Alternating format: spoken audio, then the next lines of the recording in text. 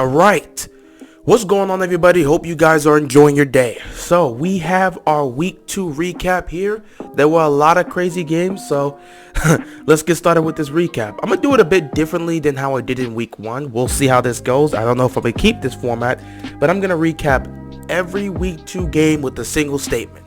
So let's start off with Thursday Night Football. Giants, Washington. Heineke is the guy. I've said this for a while now. I wanted Heineke to be the starter for Washington because I believe this is the guy that can help us get to the playoffs. And boy, did he play like that Thursday night. Nearly 350 yards passing and 2 passing touchdowns. The man came up clutch for us. He did what he needed to do to win. Now, of course, for the Giants, it was a game of missed opportunities. And of course, if Slayton catches that touchdown, they probably win that game. But they made the mistakes. We capitalized on them. We got the job done. Came up clutch, won the game, and honestly, again, those mistakes really cost them, but I'm not mad at it. Washington pulled off the victory, 1-1 on the season, and we're just right there with everyone else in the NFC East. So what a great win for Washington. Next up, we've got Raiders-Steelers. Carr tramples over the Yinzers. Derek Carr is having a great start to the season. I mean, he starts off by beating my Ravens on Monday Night Football where he throws for over 400 yards. And then he goes on the road to Pittsburgh, throws 382, and just goes off again. Like, this guy is starting off the season the right way.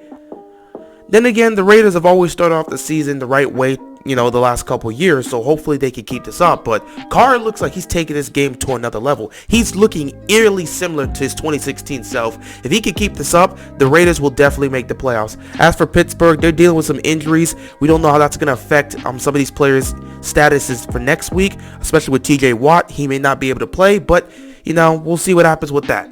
Anyway, great win for the Raiders here. Next up, we've got Niners-Eagles. Niners cutting it close.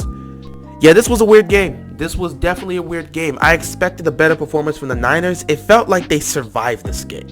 Now, the Eagles could have performed better, and we kind of got our hopes up a little bit too much with the Eagles after their week 1 performance.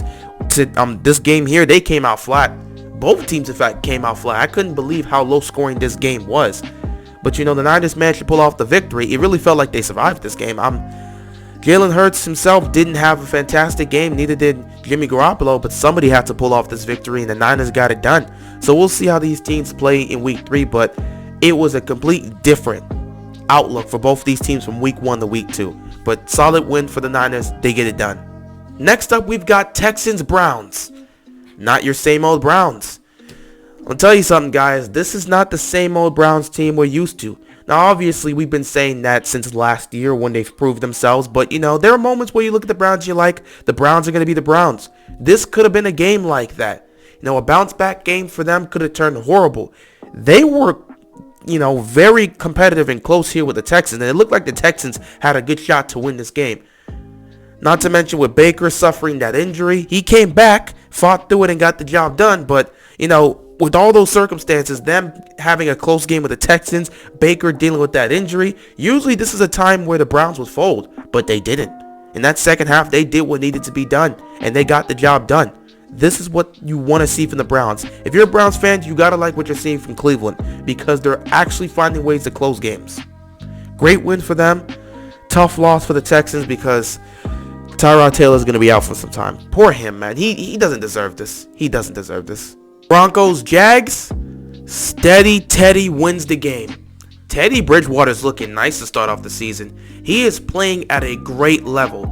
The man is making plays, he's leading his team down the field, and most importantly, he's not turning the ball over. Teddy Bridgewater is exactly what the Broncos need right now. A stable quarterback that's not going to force the ball down the field and make mistakes. He's doing exactly what he needs to do. And the Broncos, they are a playoff team, man. They are a playoff roster at least. They look like a playoff team, but they are a playoff roster. They have the talent to compete. And if Bridgewater can continue to play like this, they will have a chance to fight for a playoff spot this year. Trevor Lawrence had a better performance this week as opposed to last week, but it wasn't enough to get the job done. So great win for the Broncos. Now we got Saints-Panthers. Jameis pulls a 180. I can't believe this, man. I expected more from Jameis Winston. I didn't expect him to come out here and repeat his 5 touchdown performance from week 1. But to come out here, throw 2 picks, and get destroyed by the Panthers like that? That was not within my expectations. I expected better from Jameis. I expected better from the Saints. I like what I'm seeing from the Panthers, though. They are starting off the season right. Sam Darnold looks so comfortable with the Panthers. It's crazy what great coaching will do, or at least solid coaching will do, because he looks completely different. He's not even turning the ball over. This is what you want to see from Sam Darnold. He's fitting in beautifully with the Panthers. Again, Saints, that was a tough loss, but you'll overcome it. What a turnaround to go from dominating the Packers to getting embarrassed by the Panthers. It is what it is, but great win for the Panthers. Next up, Rams Colts. Rams overcome a desperate Colts team.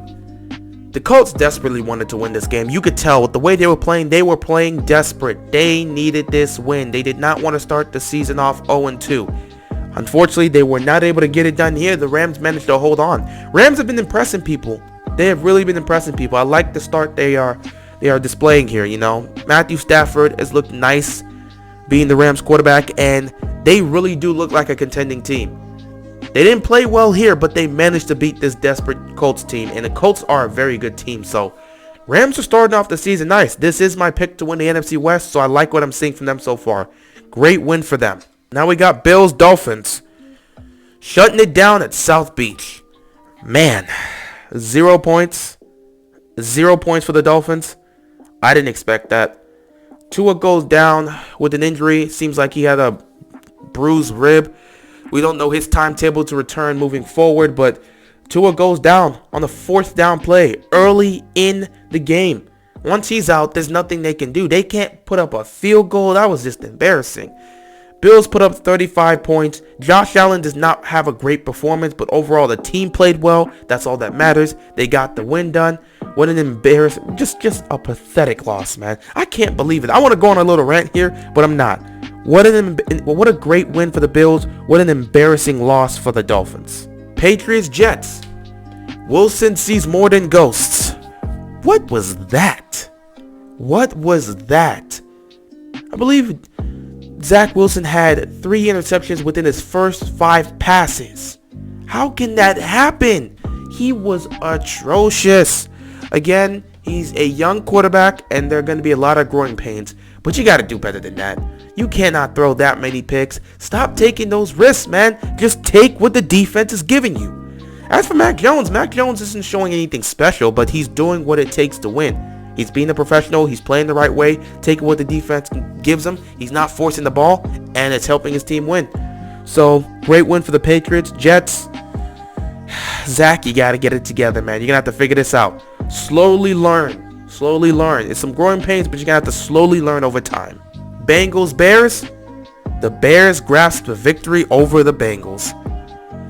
Yeah, this was a close game. Revenge game here for Andy Dalton, who dealt with an injury. Honestly, I thought he'd be able to pull this off, which he did, but I didn't expect him to get injured. This whole situation with the Bears quarterback is going to get real messy, especially with this injury to Andy Dalton. I do not know his status for next week, but it is a good chance that Justin Fields might get his first start of his NFL career. But they managed to get the win here over the Bengals. This man Burrow threw 3 picks. He looked nice at times, but he threw 3 picks, and you can't do that. If you turn the ball over that many times, you're going to lose the football game.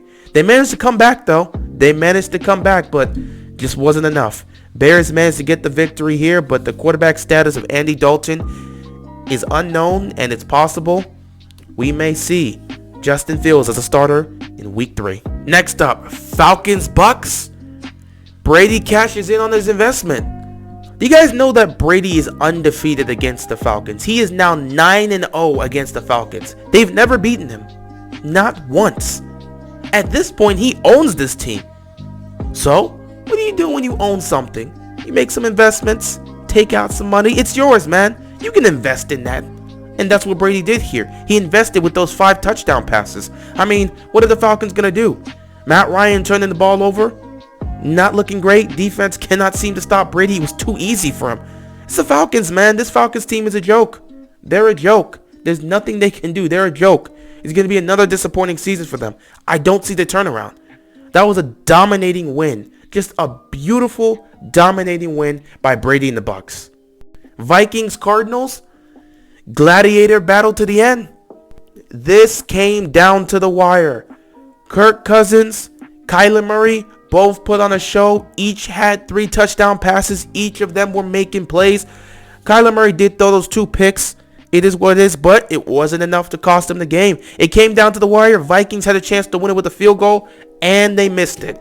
That's a battle right there. What a battle. That actually could be considered the game of the week if you look at it, because it was an amazing game. Both teams were playing at a high level. Both quarterbacks were playing at a high level. Came down to the wire. One team had to win. Unfortunately, the kicker missed. So, great win for the Cardinals. Tough loss for the Vikings. You know, you lose in overtime to the Bengals, and then you lose here. They got to get it together, man. They're showing potential this season, but they got to find a way to close these games out. Titans, Seahawks. King Henry retakes his throne. This man, King Henry, did not look great in week 1. For the first half of week 2, he did not look great. However, he emerged in the second half and dominated the Seattle defense.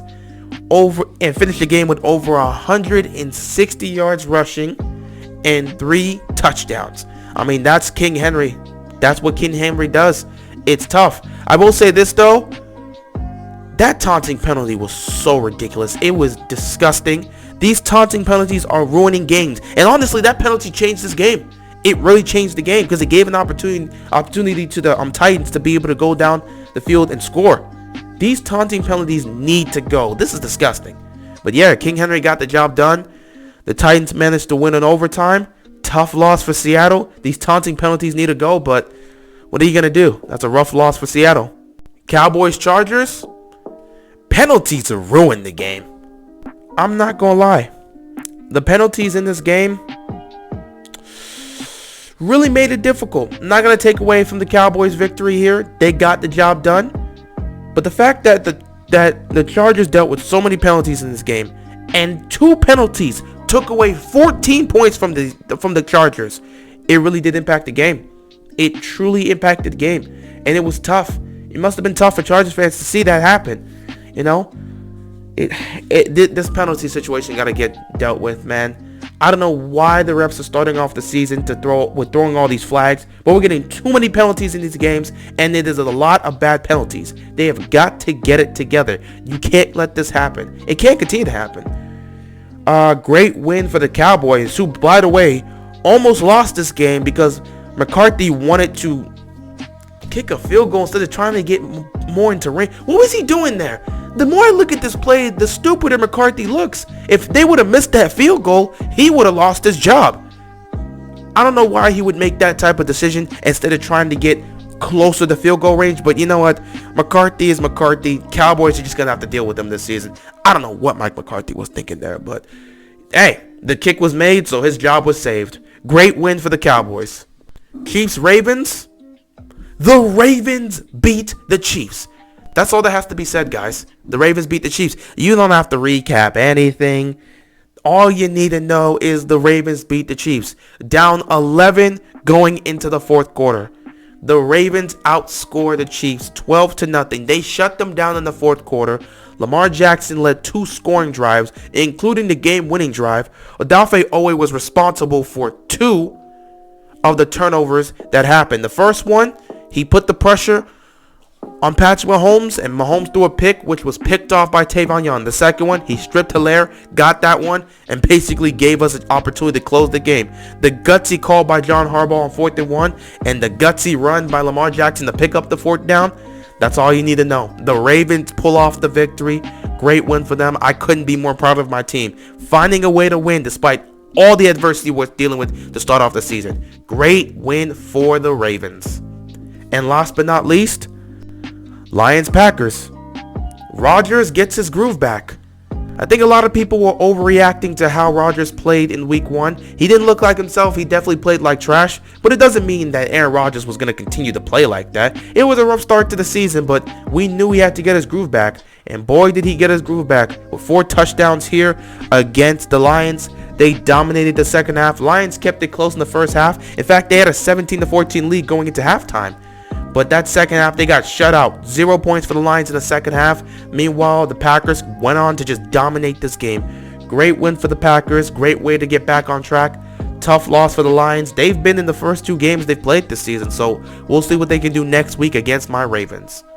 And that is all of my recap here for week 2. It was a crazy week. Can't wait to see what's going to happen week 3. Got to get those predictions out later on, probably tomorrow. But yeah, we'll see what happens in week 3. Week 2 was crazy, but week 3 should be even better.